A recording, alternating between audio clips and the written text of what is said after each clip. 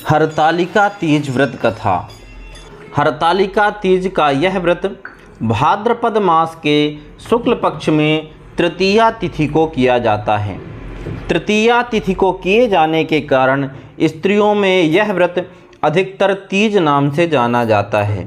कुंवारी लड़कियों में यह व्रत इच्छित वर पाने की आशा से तथा विवाहित स्त्रियां सुहाग की रक्षा और पति सुख की कामना करके करती हैं।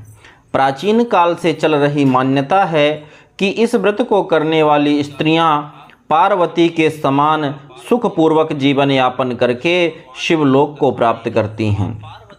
व्रत करने वाला व्यक्ति सूर्योदय से पहले उठे और भगवान शंकर जी का स्मरण करे, फिर नित्य कर्मों से निवृत्त होकर शिवालय में जाए, जहाँ पूजन करना हो अथवा कथा पढ़नी हो अथवा सुननी हो।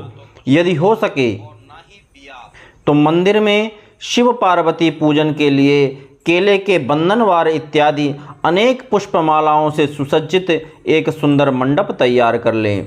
सुहाग चाहने वाली स्त्रियों को शंकर पार्वती की बालू अर्थात रेत की प्रतिमा बनाकर उसे इस मंडप में स्थापित कर पूजा करनी चाहिए।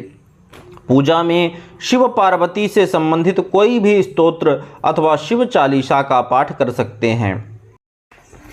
तत्पश्चात कथा श्रवण करनी चाहिए, जो कि इस प्रकार है। जिसके दिव्य केशों पर मंदार के पुष्पों की माला शोभा देती है और जिन भगवान शंकर के मस्तक पर चंद्र और कंठ में मुंडों की माला पड़ी हुई है, जो माता पार्वती दिव्य वस्त्रों से तथा भगवान शंकर दिगंबर वेश धारण किए हुए हैं, उन दोनों भवानी शंकर को नमस्कार करता हूँ।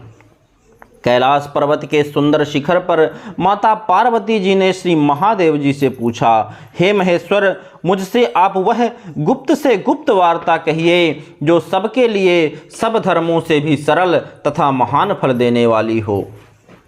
हे नाथ, यदि आप भली भांति प्रसन्न हैं तो आप उसे मेरे सम्मुख प्रकट कीजिए। हे जगत के नाथ, आप आदि मध्य और अंत रहित हैं। आपकी माया का कोई पार नहीं है। आपको मैंने किस भांति प्राप्त किया है? कौन से व्रत तप या दान के पुण्य फल से आप मुझको वर के रूप में मिले हैं? कृपा करके कहिए। श्री महादेव जी बोले कि हे देवी, सुनिए, मैं तुम्हारे सम्मुख उस व्रत को कहता हूँ जो परम गुप्त है।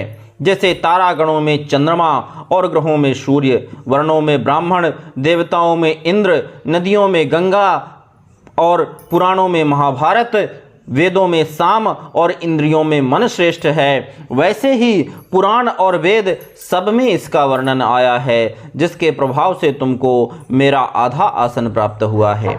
हे प्रिय, उसी का मैं तुमसे वर्णन करता हूँ। सुनो, भाद्रपद मास के शुक्ल पक्ष की हस्त नक्षत्र युक्त तृतीया के दिन इस व्रत का अनुष्ठान मात्र करने से सब पापों का नाश हो जाता है। तुमने पहले हिमालय पर्वत पर इस महान व्रत को किया था, जो मैं तुम्हें सुनाता हूँ। पार्वती जी बोली, हे प्रभु, इस व्रत को मैंने किस लिए किया था, यह मुझे सुनने की इच्छा है, सो कृपा करके कहिए।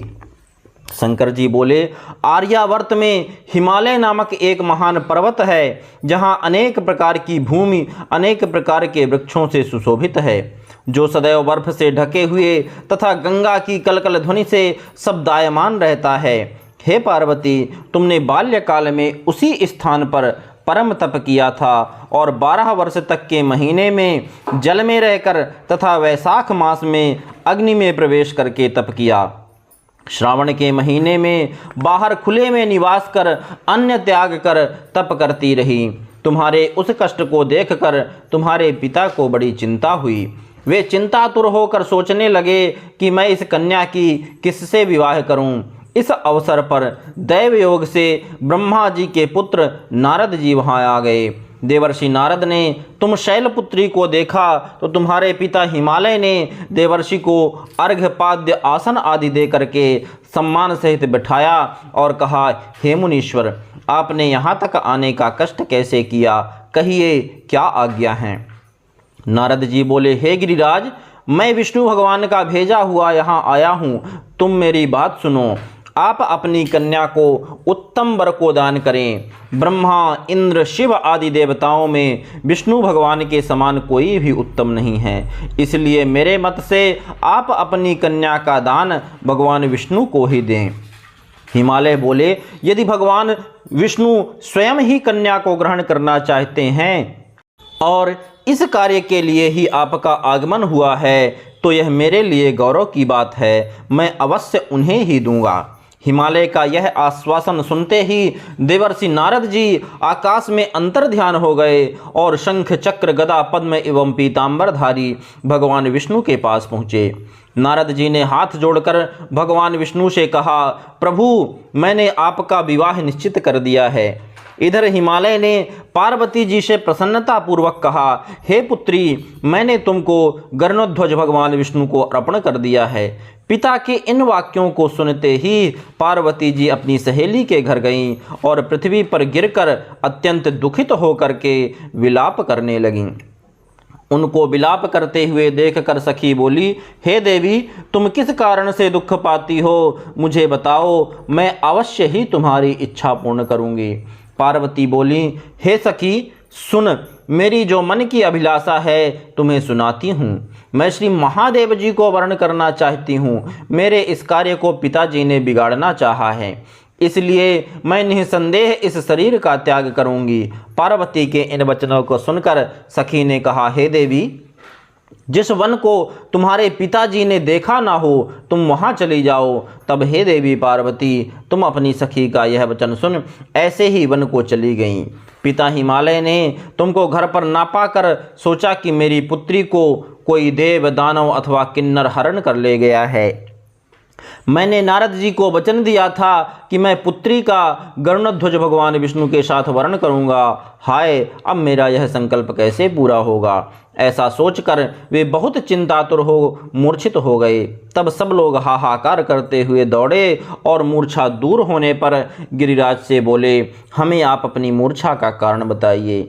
हिमालय बोले, मेरे दुख का कारण यह है कि मेरी रत्न रूपी कन्या का कोई हरण कर ले गया है, या सर्प डस लिया, या किसी सिंह या व्याघ्र ने मार डाला है। वह न जाने कहाँ चली गई, कहीं उसे राक्षस ने तो नहीं मार डाला। इस प्रकार कह करके गिरिराज दुखित होकर के ऐसे कांपने लगे जैसे तीव्र वायु के चलने पर कोई वृक्ष कांपता है। तत्पश्चात हे पार्वती, तुम्हें गिरिराज साथियों सहित घने जंगल में ढूंढने निकले। सिंह, व्याघ्र, रीछ आदि हिंसक जंतुओं के कारण वन महाभयानक प्रतीत होता था। तुम भी सखी के साथ भयानक जंगल में घूमती हुई वन में एक नदी के तट पर एक गुफा में पहुंची। उस गुफा में तुम अपनी सखी के साथ प्रवेश कर गई, जहां तुम अन्न जल का त्याग करके बालू का शिवलिंग बनाकर मेरी आराधना करती रही। उस समय पर भाद्रपद मास की हस्त नक्षत्र युक्त तृतीया के दिन तुमने मेरा विधि विधान से पूजन किया तथा रात्रि को गीत गायन करते हुए जागरण किया। तुम्हारे उस महाव्रत के प्रभाव से मेरा आसन डोलने लगा। मैं उसी स्थान पर आ गया जहां तुम और तुम्हारी सखी दोनों थी। मैंने आकर तुमसे कहा कि हे वरानने, मैं तुमसे प्रसन्न हूँ, तू मुझसे वरदान मांग। तब तुमने कहा कि हे देव, यदि आप मुझ पर प्रसन्न हैं तो आप महादेव जी ही मेरे पति हों। मैं तथास्तु ऐसा कहकर कैलाश पर्वत को चला गया और तुमने प्रभात होते ही मेरी उस बालू की प्रतिमा को नदी में विसर्जित कर दिया। हे शुभे, तुमने वहां अपनी सखी सहित इस व्रत का पारण किया। इतने में तुम्हारे पिता हिमवान भी तुम्हें ढूंढते ढूंढते उसी घने वन में आ पहुँचे। उस समय उन्होंने नदी के तट पर 2 कन्याओं को देखा। वे तुम्हारे पास आ गए और तुम्हें हृदय से लगाकर रोने लगे और बोले, बेटी, तुम इस सिंह, व्याघ्र आदि युक्त घने जंगल में क्यों चली आई। तुमने कहा, हे पिताजी, मैंने पहले ही अपना शरीर भगवान शंकर को समर्पित कर दिया था, किंतु आपने इसके विपरीत कार्य करना चाहा, इसलिए मैं वन चली आई। ऐसा सुनकर हिमवान ने तुमसे कहा कि मैं तुम्हारी इच्छा के विरुद्ध यह कार्य नहीं करूँगी। तब वे तुम्हें लेकर घर को आए और तुम्हारा विवाह मेरे साथ कर दिया। हे प्रिय, उसी व्रत के प्रभाव से तुमको मेरा आधा आसन प्राप्त हुआ है। इस व्रतराज को मैंने अभी तक किसी के सम्मुख वर्णन नहीं किया है। हे देवी, अब मैं तुम्हें यह बताता हूँ कि इस व्रत का यह नाम क्यों पड़ा। तुमको सखी हरण कर ले गई थी, इसीलिए इस व्रत का नाम हरतालिका पड़ा। पार्वती जी बोली, हे स्वामी, आपने इस व्रतराज का नाम तो बता दिया, किंतु मुझे इसकी विधि एवं फल भी बताइए। इसके करने से किस फल की प्राप्ति होती है। तब भगवान शंकर जी बोले, इस स्त्री जाति के अत्युत्तम व्रत की विधि सुनिए। सौभाग्य की इच्छा रखने वाली स्त्रियां इस व्रत को विधि पूर्वक करें। केले के खम्भों से मंडप बनाकर उसे बंधन वारों से सुशोभित करें। उसमें विविध रंगों के उत्तम रेशमी वस्त्र की चांदनी ऊपर तान दें। चंदन आदि सुगंधित द्रव्यों का लेपन करके स्त्रियां एकत्रित हों। शंख, भेरी, मृदंग आदि बजावें। विधि पूर्वक मंगलाचार करके श्री गौरी शंकर जी की बालू निर्मित प्रतिमा स्थापित करें। फिर भगवान शिव पार्वती जी का गंध, धूप, पुष्प आदि से विधि पूर्वक पूजन करके अनेकों नैवेद्य का भोग लगावें और रात्रि में जागरण करें।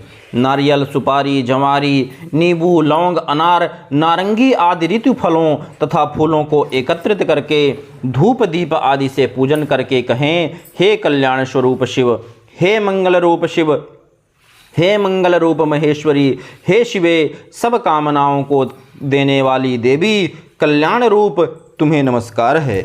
कल्याण स्वरूप माता पार्वती, हम तुम्हें नमस्कार करते हैं। भगवान शंकर जी को सदैव नमस्कार करते हैं। हे ब्रह्मरूपिणी, जगत का पालन करने वाली माँ, आपको नमस्कार है। हे सिंहवाहिनी, मैं सांसारिक भय से व्याकुल हूँ, तुम मेरी रक्षा करो। हे महेश्वरी, मैंने इसी अभिलाषा से आपका पूजन किया है। हे पार्वती माता, आप मेरे ऊपर प्रसन्न होकर मुझे सुख और सौभाग्य प्रदान कीजिए। इस प्रकार के शब्दों द्वारा उमा सहित शंकर जी का पूजन करें। विधि पूर्वक कथा सुनकर गौ, वस्त्र, आभूषण आदि ब्राह्मणों को दान करें। इस प्रकार से व्रत करने वाले के सब पाप नष्ट हो जाते हैं और अंत में वे शिवलोक को प्राप्त करते हैं। बोलिए श्री शिव शंकर महादेव की जय। माता पार्वती की जय।